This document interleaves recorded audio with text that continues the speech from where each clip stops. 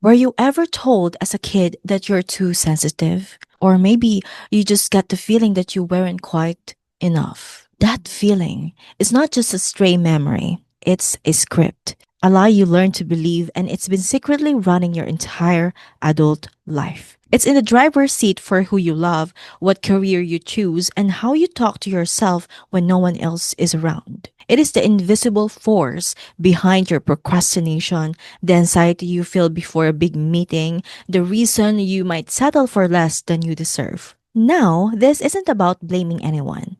Our parents, our teachers, our childhood friends, most of them were doing the very best they could with the tools they had.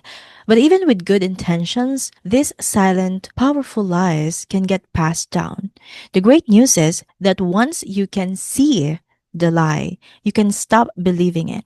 And when you stop believing it, you can finally start living. In this video, we're going to drag that childhood lie out into the open, and I'll show you step by step how to finally take back the pen and write your own story. Section 1: The origin of the lie. So, what is this lie? For many of us, it boils down to one devastating belief: I am not good enough. It might also sound like I'm unlovable, I'm broken, I'm a burden. These aren't just fleeting negative thoughts, they are core beliefs. Think of them as the operating system running in the background of your mind.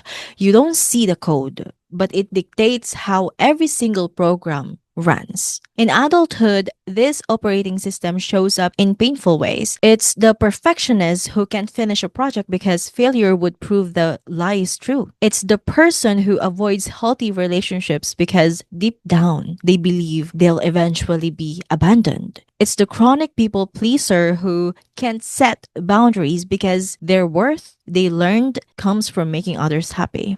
You might even find yourself pushing people away just to prove you were right all along, confirming your own self fulfilling prophecy. But where did this code come from? While things like genetics and temperament can play a role in our personality, this deep seated sense of low self worth is not something we're born with. It is learned. These beliefs are almost always formed in childhood, a time where our brains are like sponges and our sense of self is almost entirely shaped by the world around us. They often come from early life experiences where our needs for love, safety, and acceptance weren't consistently met. Maybe you had a relentlessly critical parent where anything less than an A was a letdown. You internalize the belief I'm only worthy if I'm perfect. Maybe your caregivers were emotionally distant, not out of malice, but because of their own unhealed wounds. You learned a different lesson. My needs don't matter. I don't matter. Abuse or neglect can cement the belief that you are fundamentally flawed. This lack of secure attachment can create feelings of shame and inadequacy that follow us into our adult lives, becoming the voice of our inner critic, the ones that always telling us we're not smart enough, attractive enough, or capable enough. Understanding this isn't about digging up the past to place blame. It's about understanding the origin of the wound. You cannot heal a wound you don't know you have. That nagging feeling of being stuck or that pattern of self-sabotage you can't seem to break, it's not a character flaw. It's the echo of a childhood lie. Section 2: The turning point. For years, you might have believed this feeling, this fundamental sense of being less than, was just part of who you are. An unchangeable fact. You might think, this is just my personality, I've always been this way. But what if I told you that that very belief is the lie's greatest defense mechanism? Here's the most powerful realization you can have. A belief is not a fact. It's just a thought you practiced over and over again for years until it became automatic. For centuries, brilliant people used maps that showed the earth at the center of the universe. It felt like an undeniable fact, but it was just an incomplete picture. In the same way, you're not inherently unworthy, even if your mind has believed it for decades. This is the turning point.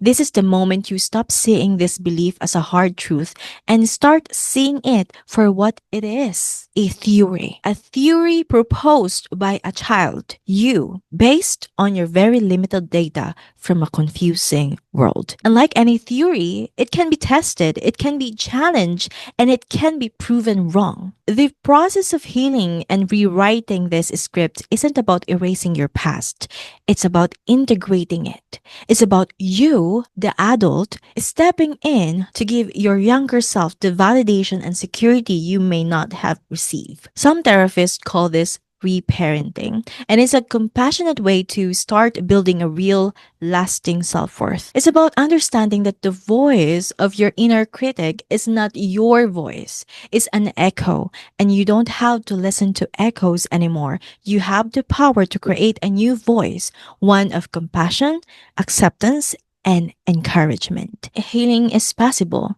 and it starts the moment you decide to question the lie. Section 3, the framework for change. Knowing the lie exists in the first step, but how do we actually start dismantling it? I'm going to lay this out in a 3-part framework: uncover the lie, challenge the lie, and rewrite the truth. Now, let's be real.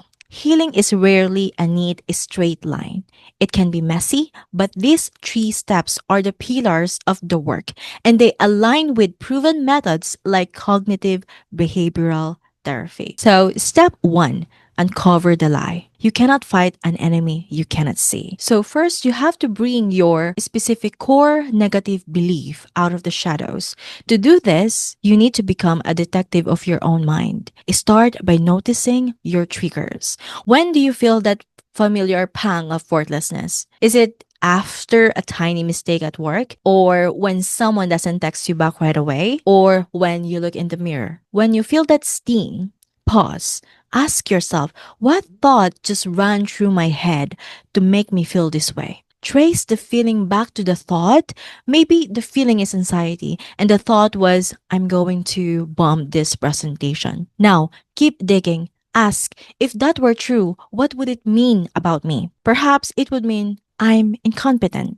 Dig again. What would that say about me? It would mean I'm a failure. And finally, what does being a failure mean? The answer is often the core lie. I am not good enough. Journaling is a great way to do this so you can track of your thoughts. Try finishing this sentence with total honesty. I am blank. I am not blank. If people really knew me, they would blank. I can't blank because blank. No one has to say this but you. The goal is to get your specific lie down on a paper. For example, I am unlovable. I am permanently damaged. I am a burden. Just acknowledging the lie is the first act of taking your power back. If this hitting home for you and you feel comfortable doing so, I invite you to share in the comments what lie you are ready to let go of. Just writing it down can be an incredibly powerful step. And as you read the comments, you'll see you are definitely not alone in this. While you're down there, please consider subscribing for more content on healing and personal growth. Step 2. Challenge the lie. Once you identified the lie, it is time to put it on trial. For years, this belief has been the judge and jury in your mind, operating without any real evidence. Now, you get to be the lawyer and cross-examine it. The most effective way to do this is to actively search for counter evidence. Your brain has a negativity bias. It's an expert at finding proof that confirms the lie. Your job is to consciously look for proof that refutes it. Grab a piece of paper. On one side, write down your core negative belief. For example, I am a complete failure. On the other side, start listing every single piece of evidence, big or small, that proves this is not 100% true. Did you get out of bed this morning? That's a win. Did you make a coworker laugh? A win. Did you survive a really tough period in your life? That is a monumental success. The lie loves to speak in absolutes. I always mess up I'm a total failure, your evidence will tear those generalizations apart. The point isn't to pretend you're perfect, it's to prove that the absolute damning statement you believe about yourself is, in fact, false. Here's another powerful question to ask. Would I ever say this to a friend? If your best friend made the same mistake you did, would you look them in the eye and say, you are a worthless failure? Of course not. You'd offer compassion and perspective.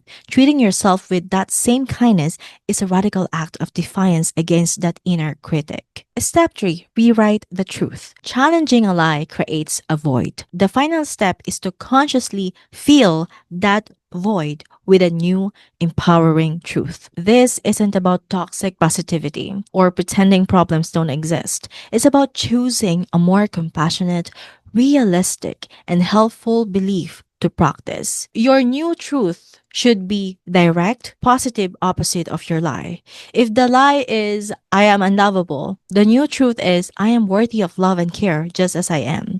If the lie is, I am broken, the new truth is, I am whole and healing. If the lie is, I am not good enough, the new truth is, I am enough right now in this moment. Write this new belief down. Do what works for you. Put it in your mirror, set it as a reminder on your phone. This is your new mantra. At first, it's going to feel like a lie. Your brain will scream, yeah, right. That's completely normal. Remember, you are undoing years, maybe decades of mental conditioning. So be patient. The key is to not just say the new belief, but to act as if it were true, because it is. If your new truth is, my voice deserves to be heard, challenge yourself to speak up in one meeting this week. Let yourself be heard. Speak up. If your new belief is, I am capable of handling challenges, then tackle one small task you've been avoiding. Each action you take that aligns with your new truth is a vote for that new reality. It strengthens the new neural pathway until over time,